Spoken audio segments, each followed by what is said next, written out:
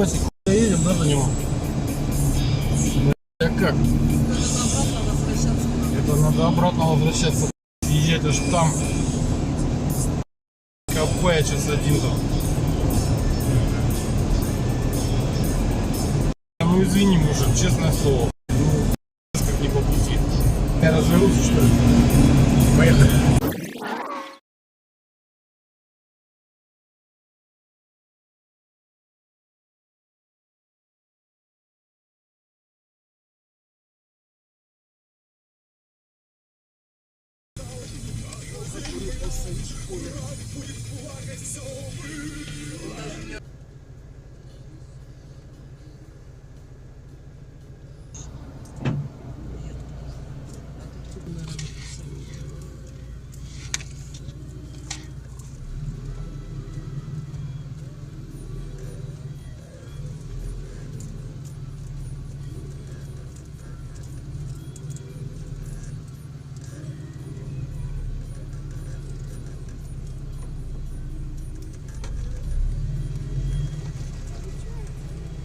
Чуть не